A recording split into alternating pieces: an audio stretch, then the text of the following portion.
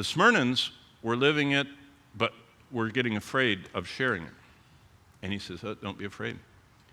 But the other 5 churches, they weren't living it, and they weren't sharing it. We're supposed to be God's ambassadors. And so, what does God show that group of people? Come on. He shows them the 144,000 evangelists are God's missionaries. And he shows them all the details about them, and basically is saying, hey, they're coming in the future, and the worst time in history, you're alive right now. And I expect you to be living and sharing, and I have done the same thing to you as I've done to them. You notice? Well, yeah, let's notice. Look at chapter 7 of Revelation. After these things I saw 4 angels. After all this, the seals that I'm going to run through in a chart in just a minute, after all that tribulation rollout, I saw 4 angels standing at the 4 corners of the earth. Oh, right away, the detractors of the Bible say the earth doesn't have 4 corners. Yet my Jeep rental out there, if you look at the compass on the secular produced, I don't even know who owns Jeep anymore. I think Daimler-Benz might have bought it. I don't know. But the compass has 4 corners on it, and no one says Jeep is fallacious and doesn't know what they're talking about. Well, when God uses human terms, we say he doesn't know what he's talking about. The 4 corners of the earth, it's just the 4 points of the compass. That's how we all figure out where we are. And when you have a round globe spinning, and people that are walking on a flat surface for their perspective, when they're actually walking on the side of a basketball and should fall off, but gravity and all that holds us on, you need something. And so, just smile when you hear all the people that say, see how the Bible is anachronistic and anti-scientific and all that. The 4 corners of the earth, holding the 4 winds of the earth, that the wind should not blow on the earth. We're going to talk about that in just a second. This is a very breathtaking event, literally. And then I saw another angel, verse 2, coming from the east, having the seal of the living God, and he cried with a loud voice to the 4 angels who was granted to harm the earth and the sea, saying, don't harm, verse 3, the earth, the sea, or the trees, until we have sealed the servants of our God on their foreheads. Now wait a minute. We already saw in chapter 13 in one of the slides I showed you that the Antichrist mimics God by sealing his earth dwellers on their foreheads and their hands. But God, by the way, this isn't the first time he's sealed people. I'll show you that. If you're really a saint, that's why I asked you at the beginning. The only way you get to be saint is if you're sealed by the Holy Spirit. And that's the lesson we're going to learn. But the servants of God are sealed. So let's go through this. First of all, in your chart, and you need to know this for Friday's quiz, for next, whatever day it is, Tuesday's exam, you need to know this outline, the important parts to know, especially as number 5, that the millennium is the first half of chapter 20, to know where heaven is, 21 and 22, all those. It's just good. Did you know for the rest of your life you ought to become like experts on Revelation? You say, oh, I know there's 7 parts to Revelation. You go, how do you know that? You say, oh, it's so clear. And, all you're doing is just remembering school, the Bible Institute. But here's chapter 6 and 7 in the context. We have the launch of the Antichrist with a white horse conquering one, then the wars, famine, the green. The midpoint of the tribulation, the 3.5-year mark, is right there on the 5th seal. So basically, the first 4 seals are natural disasters that are amplifying. And the Antichrist rises through these, but does not take power until the midpoint.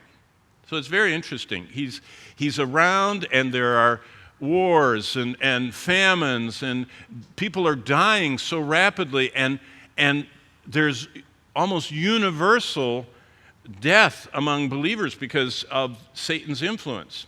But then the Antichrist rises fully to power the second half, and then we see all those horrible things. But as soon as the Lord unwraps all that, look at this little box, chapter 7.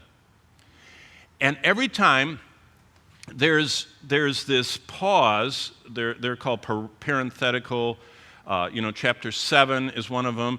Chapter 10, 11, 12, and into 15 is another one of them. Every time you have these little parentheses, it's God showing us something important. What's he showing here? The first thing God tells us after mapping out the horrors of the 6 seals is the 144,000. And remember, who is getting this? People living in Ephesus, Smyrna, Pergamos. What were they supposed to do with this book? What were they supposed to do with chapter 7? I mean, this was written to do something to them. All Scripture is given by God, by the inspiration of God, and is profitable for doctrine, reproof, correction, and instruction in righteousness. What does that mean? Doctrine, what's right; reproof, what's wrong; correction, how to get right; and instruction in righteousness, how to stay right. So God says, I want to show you what's right, what's wrong, how to get right, how to stay right. What is this for? We are to be now what they are then. That's the message they got. That's why this book became the favorite book of the early church. They said, we want to be now what the 144,000 are then. What are they? Christ-loving, Scripture-believing, gospel-sharing, hope-overflowing saints. To live winsomely, redemptively. Did you know not everybody is supposed to be a missionary somewhere over there? All of us are supposed to be a missionary right here, wherever we are. As a pastor for 4 decades, I had an endless flow of people applying with the church missions committee because they wanted to be sent out as missionaries. And I had a part in the process. The missions committee did their part, and I would sit down with them. They'd come in my office, and they'd be all nervous. And I'd say, oh, sit down, don't be nervous. The missions committee, I have nothing to do with your financial support. I'd just like to ask you this. When's the last time you verbally shared the gospel with someone?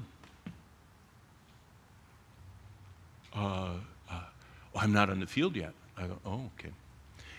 Have you got your Bible marked? Do you know how to lead someone to Christ? Right now, just try and lead me to the Lord here. Where would you start? Well, I haven't gone through my training fully yet. I go, okay. Let me ask you this. Where do you live now? Mm-hmm. How long have you lived there? Okay. Do you know any of your neighbors? Do you know the people you work with? How many of them are saved? How many of them aren't saved? Have you ever shared the... And do you know what those people would do? Many of them said, you know what? I get what you're doing. You're telling me, how will you know I'm going to do over in Bora Bora what I'm claiming to do if I'm not doing it here? I said, you crystal clear got the message.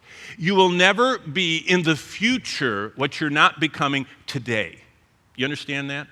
Don't have all these, someday I'm going to do that. Someday I'm going to be a better husband. Someday I'm going to be a better wife. Someday I'm going to be a better parent. Someday I'm going to be a better witness. Someday I'm going to be a Bible student or something. If you're not becoming that today, when will you become? You'll never be in the future. It has to have a beginning point. And all you have to do is 2 things to succeed in life. Get started and don't quit.